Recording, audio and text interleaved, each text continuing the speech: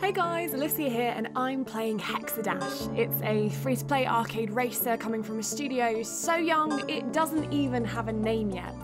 We met the developer, Alysia Natarajan, at our Pocket Gamer Connects conference in Bangalore last year, and this is the first game he's made going solo as an indie. Now, I'm only on level 12, and things are already getting quite tricky. There are 100 levels in total, so this isn't an endless runner. Instead, the idea is that you get through as many levels as possible that get harder and harder as you go. The controls are pretty simple. Tap and hold the left side of the screen to go left and the right side of the screen to go right. If you release everything, you automatically blaze up the middle. It's a very minimalist game, and if you like lots of bells and whistles, this isn't going to be for you. The art style is all block colours and there's no carefully crafted animations. And what? Oh, this is completely changed. Oh, that's interesting. So as you can see, it does get harder and harder. Like, see what I mean?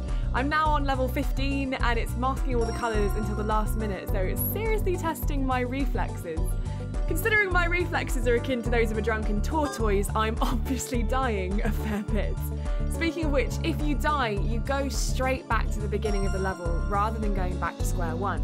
Now, I'm fairly near the beginning of the game, but I imagine that's going to be pretty good for later on when you're level 97. If you die then, you're probably not going to be wanting to be transported back to the beginning.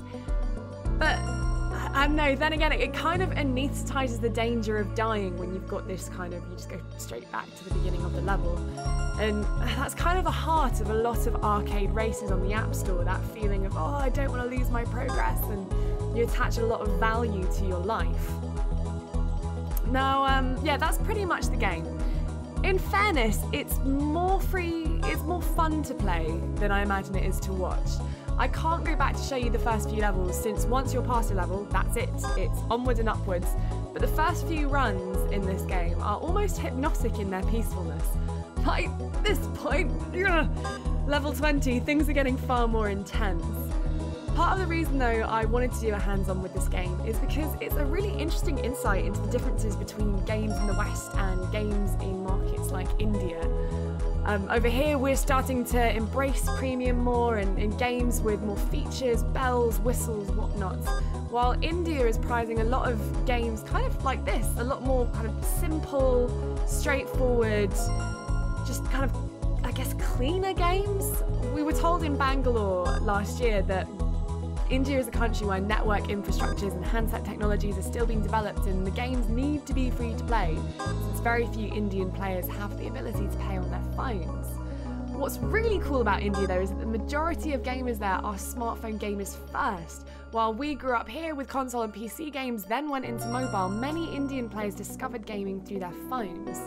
Like, it's not really that many years ago that China was being heralded as the land of mobile opportunity, but now India is kind of taking up this mantle as the proliferation of low-cost Android devices opens up this whole new generation of gamers. So I find games like this super interesting to see the differences in the games we play. From our side, Hexadash probably won't blow your mind. It's not, you know, it's kind of like the game that you'd play at the bus stop or to a casual kind of fix that you use to while away a few minutes or so. But if you do want to try it for yourself, it's launching on February the 10th on iOS for free. We'll see you guys next time.